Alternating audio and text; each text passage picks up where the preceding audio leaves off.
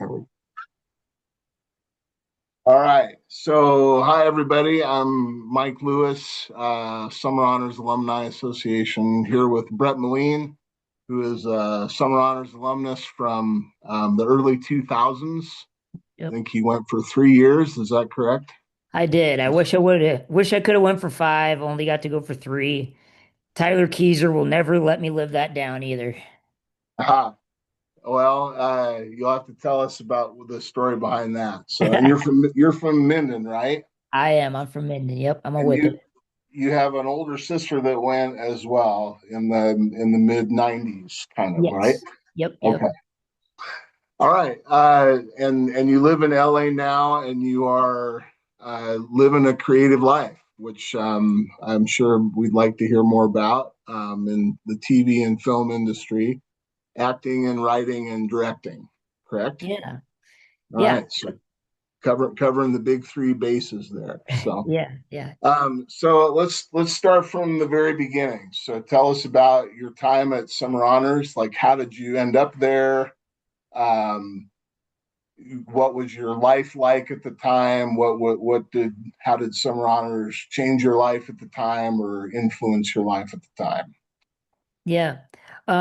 It's funny because my older sister Heidi, she went to summer honors and my folks and she loved it. She was, it's still, very close friends with Brittany Biscup, who's very involved still, and she still keeps in touch with a few other Summer Honors alums. And my folks were like dead set on me also going, but it was that typical younger sibling thing of like, I'm not gonna go, just I don't want to be like my older sister, you know? And so I didn't go. I didn't. And, my folks, especially my mom, was like so mad at me, but I was like, I'm not going to go. So I didn't go my first year. But then I did speech my freshman year of high school.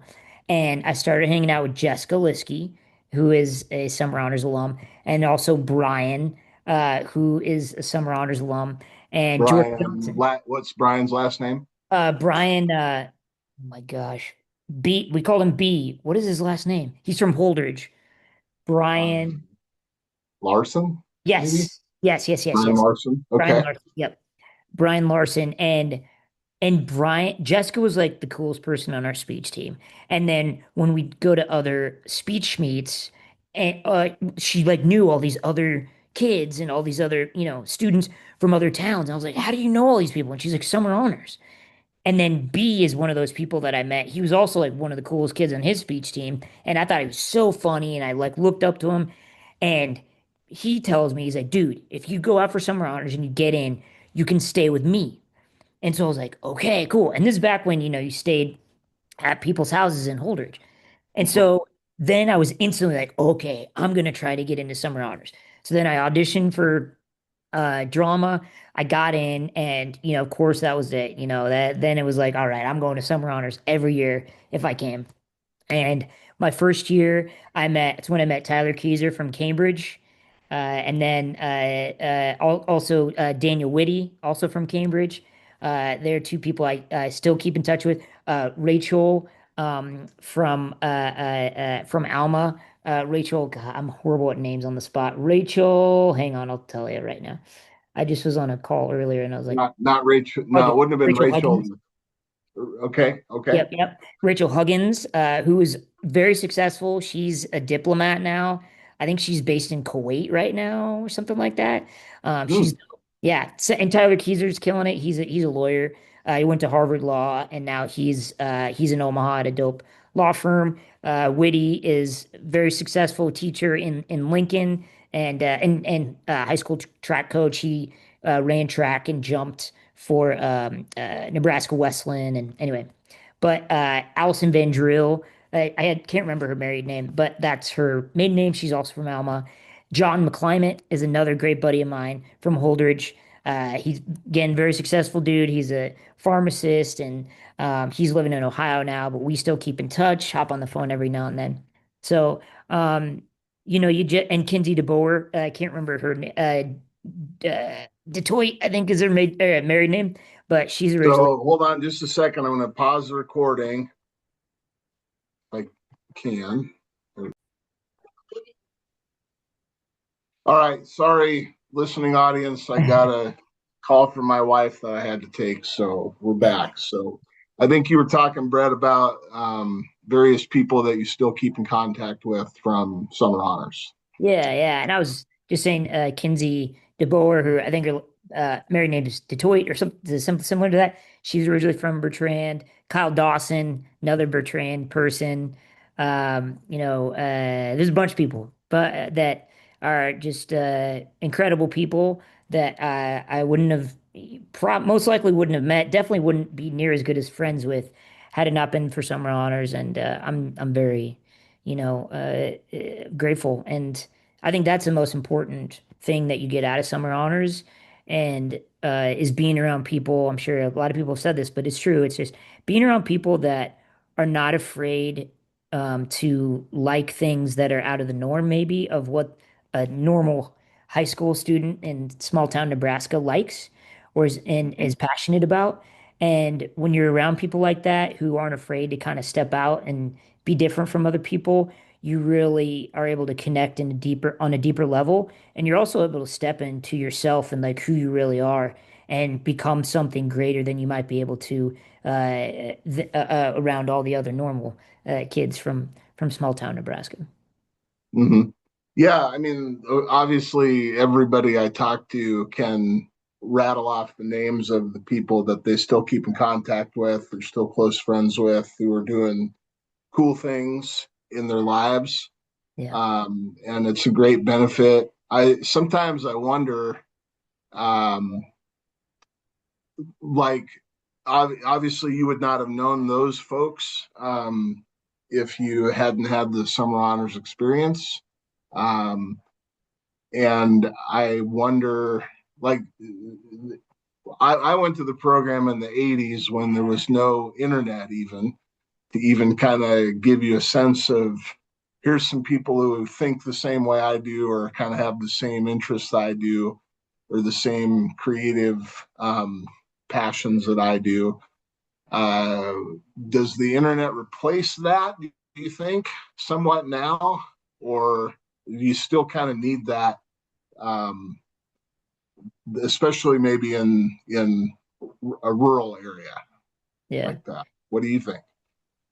I think for me it's being I mean the classes are great and you learn a lot in the classes. But it was outside of the classes. It's being around and getting to hang out, and that's how you really become friends with these other people from these other towns. Is like being around them, Mm-hmm. getting to really know them because you can't get to know people in a class. You kind of can. Maybe the logic people, they get to sit in camping chairs and chat all day, but they are not. They're the smartest kids in the camp, whatever. And but otherwise, you really got to hang out, and also I know they don't do the staying over, and I know it's different times, but man, that staying over people's houses and really that's when you really and going over and meeting up with other kids, going to I'm blanking on the name of the Chinese restaurant in town in Holdridge that we'd go to and the Mm-hmm. owner really got to know us and was so kind to us and we, just little kind of connections in the town were really special too. Mm-hmm. Um, you were just back in Nebraska, weren't you? Yes. Well, let's see. I was back for Christmas. Yeah, yeah. Oh, well, you said you went to a family reunion. Was that in a Oh, it was in different part of? Colorado. It Yeah. was in Colorado. Okay. Yeah, so my family, I do have a lot of family, most of our family is in Nebraska, but growing up, we went to this small little mountain town in the summer because my grandma had a cabin up there. And so it's called Grand Lake. It's a beautiful little mountain town. And, it's not like Estes where it has all these big attractions and whatnot. It's a little town you go to hang out and be in because it's just a beautiful place. Awesome. Yeah. Awesome. Um, what do you think that? I mean, you kind of are touching on it a little bit here, but what do you think SHP gave you that you weren't getting or couldn't get somewhere else? Yeah. And I mean, just to reiterate, you can't substitute the comfortability of being around like-minded people in a sense where, yeah, I'm. and also being around like-minded people where like I like things that are outside of the norm of small town of what a small town Nebraska kid usually likes, aka like sports are obviously a big thing, and that's the beauty too is like there's a lot of people like Daniel Whitty, like Kinsey DeBoer, who they went on to play sports in college, but they also went to multiple years of summer honors because they were passionate about, the subjects that they went to summer honors in. And that's beautiful. Like that's the well-roundedness of that, but also just like the being in a place to flex and really exercise that part of your mind and your personality that really gravitates towards that subject or towards, for me, it was drama, to really go and be around other small town Nebraska kids who were into drama and passionate about performing and wanted to kind of build on the skills that we had built at our high schools with our directors there. Did you go at the same time Alex Schwartz went to Hmm. summer honors?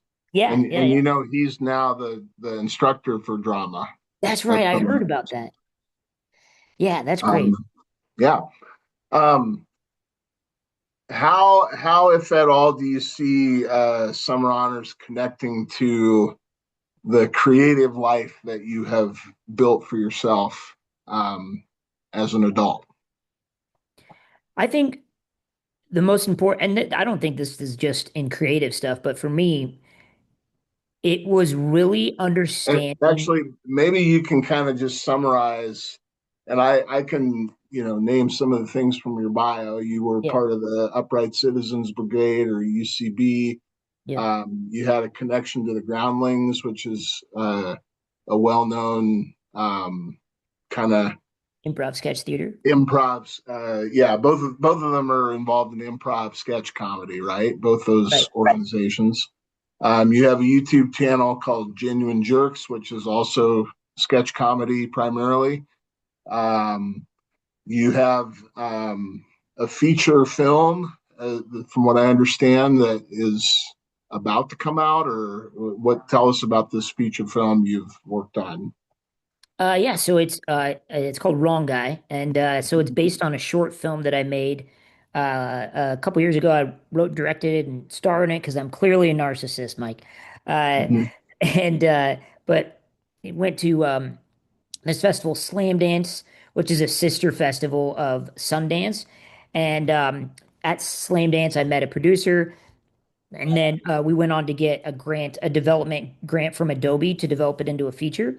And then we've recently partnered with the production company Bronxburg, who they did the movie If I Had Legs, I'd Kick You, which was Oscar nominated this past year, and along with a few other features that have gone to that premiere at Sundance and are they have a series with A24. Anyway, uh, yeah, the short film is about so in real life there's this movie called Simon Birch that was like came out in 1998. And in real life, I've been mistaken for Simon Birch. And so which I think is very funny and bizarre and hilarious. So I made a short film about a dude who keeps getting mistaken for Simon Birch, and then he gets mistaken by a billionaire whose hero is Simon Birch. And this guy decides, you know what? And the billionaire's like, hey, I want to take you on a free vacay. And this guy's like, you know what? I'm gonna take that vacay and I'm gonna bring my friend. So at the end of the short, we see that he's gonna take the vacay. The movie is about him and his friend going on this free, like conning this billionaire to get a free vacay from him to Aspen, only to find out that this billionaire is dangerous and they got to survive the rest of the weekend. All right, Yeah. awesome. So does someone have to have watched the short film in order to? So this is kind of a sequel. It sounds like maybe to the short film. No, no, it's I would say so the short film is more of a proof of concept, and you don't need to watch the Okay. short film to watch the movie. Yeah. Um, Okay. the short film is just something that honestly I made it for the Disability Film Challenge. It's a 5 minute film that we made in a week, and I kind of just was like, because it was the year it was when the strikes were happening here in Hollywood, so like nothing was going on. So I was like, well, might as well just make this short, and I'm lucky to have some great contacts here that because we shoot stuff for our YouTube channel that I'm able to pull a crew together. And so we shot it and it got a response that I was not expecting. It's been very well received. And I was It was been very dope. And so, but yeah, so we're going to be shooting next year at the end of May. We'll be either in Los Angeles or in upstate New York. We're kind of figuring that out with just like all the, the tax incentives in each state and kind of what makes sense. And it'll be my feature directorial debut. Okay, Yeah. awesome.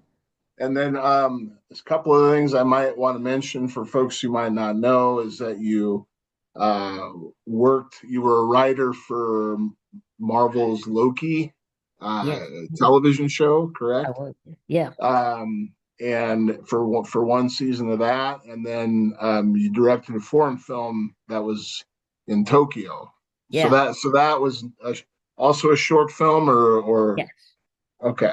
Yeah. Is that kind of the career trajectory for a lot of people who are directors? They, start out doing mainly shorter pieces and then work their way up to feature projects. Yeah, most of the time. I'd say it's like the most common path because, you get time on set. You kind of are able to kind of go through the whole process of like, getting a script together, in pre-production, production, post, and kind of seeing a script through. Obviously, a movie is a way bigger undertaking, but once you've done enough shorts, you kind of get to a point where you're like, okay, like if I did another short, it would kind of feel like a lateral move. I'm ready to take the jump to make a feature. And it also helps, obviously you got to find funding to make a feature. And so when you have multiple shorts under your belt as a director, it gives you more leverage to get some money from people that may not have heard of you. Mm-hmm. All right, so let's go back to the original question then. So Yeah. tell us how you see SHP connecting to what came after that Yeah. in your life. Creatively, the most important thing SHP gave to me was not to be afraid to put yourself around people who are better than you, who are more talented than you, who are able to do things that you're not. Uh, because it's yes, is it nice to be, you know, the big fish in the small pond, and to be like, oh yeah, I'm always gonna be the one of the main characters because in a play or the musical that we do because you know I'm in Minden, Nebraska, and but to go and to be around other people that are just as good as you, if not better than you, then you're pushing yourself all the time just by being around them. And I took that to right out of high school. Got into this performing group that Kyle Dawson also did actually. And it's the same thing, there, and it's in even coming here to LA, you go into improv and sketch, you get around these people who have been doing comedy, some of them longer than you have, and it's the best of the best out in LA. And you cannot be afraid to be around people who are better than you. You got to want that. You got to yearn for that. And I think that started for me with, with Summer Honors. So would you say that at Summer Honors there were some people better than you? Absolutely. Yeah. Yeah. I Who are mean, they? Give us some well, names. I mean, Brian Larson is somebody that I just looked up to. So he was a senior when I was a freshman. And Hmm. the first time I saw him he did this speech where he just played one character the whole time of this 10-minute speech, and he's telling a story. And he's like telling the story, and he's kind of going through it, and then he gets like halfway through the speech, and he stops, and he's like, but that's not what I'm here to talk to you about. And it would always get this huge laugh, because you're like so invested. And then all of a sudden it's like, wait, that's not what you're here to tell us about? And he just earned it so well, and he was, and I still today, I mean, that was 20, how long ago was that? I aged myself. Like, that was a long time ago, over 20 years ago, and I still remember that. And then, and then getting Kara, I'm blanking on her last name. She was a Summer Honors alum, but she was our director. And she had us doing, Anderson, yes, Kara yes, Anderson, Aarons. yes. Hmm. And he, the first year I went, we learned, kind of, I can't remember what play we were doing, but it was like we learned Shakespearean like sword fighting and whatnot.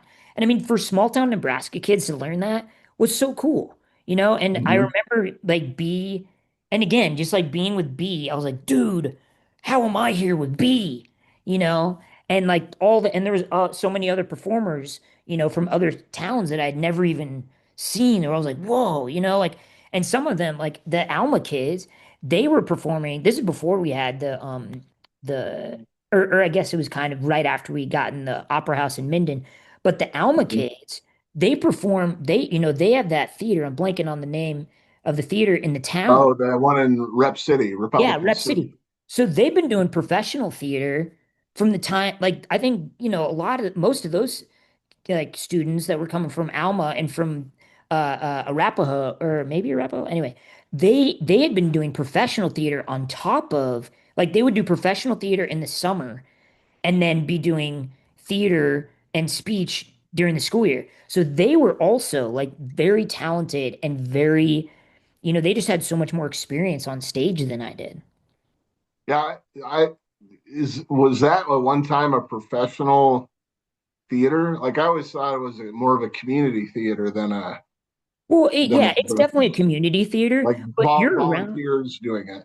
yeah, you're volunteers, but when you're around adults who are doing the community theater, who are talented. Mhm. Same thing in Minden. I mean, there's some, when I started doing the community theater at the Opera House, I mean, of course, I'm biased because I'm from Minden, from small town Nebraska, but seriously, I was gone for a while and then came back and like saw a random show. And really, there is a lot of talent in small town Nebraska.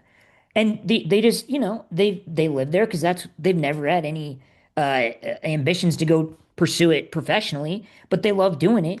And I mean, from like singers, there's a singer, I'm forgetting her last name, but her name's Chelsea from Alma. She's a phenomenal performer. She was one of the people that was at on in drama too, and could sing. And she was heavily into the Rep City theater down there in Alma. And and in Minden, you know, there's like just when you're around adults that have been doing it and like just know, again, stage time, stage presence, and professionalism in the theater, whether it's like this is how like staging and this is how you act when you're in the theater. You know, you're not a kid anymore. It's like you're in a theater with adults. You can't be Mhm. running around, dicking around, you know what I mean? Like you got to be like Mhm. you're in an adult setting. Like, and you have been cast in this. You're like one of maybe five students, high school students or middle school students who are in this play or musical that's being put on by adults that have come from a bunch of different cities, small towns from around, and they're good and they're taking Mhm. this seriously. So you better take it seriously, you know? And like just being around in that environment is huge. And then those people from Alma from that, you know, they brought that type of professionalism to summer honors to the stage and it I don't know, like it made a difference, you know. Yeah, yeah. What shows did you do at Summer Honors? What were the Oh, shows the years you went? okay, we did. I remember Young Frankenstein. Hmm. Um and then we did, oh man, I'm People blank. remember Young Frankenstein for sure. Okay. Uh Hmm. I'm trying to remember the other. I cannot think of the other two because I went 2 other years and I'm just blanking on what we did. But uh Was Kara the director of all of them? All three? mm, no. There was or was she? Was she in Young Frankenstein? Yes, actually, I Because think she was. okay, Yeah. because I I can't, don't know when Jessica Stevenson would have taken over for Kara or when that. Like I think they've kind of alternated maybe as directors over the yeah, years. yeah. Um, was Jessica Stevens? She would have been before your time probably when she went to Summer Honors. Okay, yeah. Yeah, yeah, Kara is a Summer Honors alumnus from my era from the 80s and early 90s. So yeah. And she, if I remember correctly, she had been doing theater, professional theater up in Seattle. yeah, Yeah. correct. When she Mhm. came to direct at Summer Honors. Yeah. I think that's still where she is, if Yeah. I remember correctly. Cool. Um, so why do you think you've remained connected to Summer Honors? Like you did do a little stint on the alumni board maybe 10 years ago, I Yeah. remember. Yeah. And like what, and you've kind of, you were more than happy to sit with me today. Like what prompts you to stay, to keep that connection? Uh, I mean, again, the some of my best buddies who I still keep in touch with today are from Summer Honors, and I think that that's pretty common with most of the people that went to Summer Honors. I think that Mm-hmm. says a lot about the program and a lot about the intent of the program. And I love where I'm from in small town Nebraska. I always will. Um, uh, with that, I think there are only a few occasions that provide opportunities outside of what you might normally get from a high school experience in small town Nebraska, and Summer Honors is one of them. Mm-hmm. And I think it's very important to really take care of those types of opportunities and continue to foster them and grow them, and because it will only do small town Nebraska better. I really believe that. Yeah, it definitely is something special. Like I sometimes think about, why am I still kind of doing all this alumni stuff, even though it's been, what has it been? Almost 40 years since I graduated from high school, or 35, I guess. I graduated in 1990, so whatever math that is. And um, I love the fact that it's now a multi-generational alumni community. Like the fact that I'm talking with you, like I would never have known you had it not been for this organization. Yeah. Um, and I would, and it seems like every time I meet someone, even a kid, even someone who's still a high school kid, every time I meet them, there's always this sort of affinity that exists. That comes from having a similar background and similar experiences, and kind of, uh, you can be a little bit more relaxed and be yourself, and be say something kind of goofy that they'll probably, at least, you know tolerate. And Yep. so Yeah, it's a it's fraternity sorority for sure. Yep. exactly, Yep. exactly. Anything else you want to add or talk about Um, before we sign off here? no, I just want to say how grateful I am to Summer Honors, and we got to do whatever we can at ESU 11 to continue to foster the program and continue to grow it, because it's not just about uh, a program for gifted kids. It's so much more Mm-hmm. than that.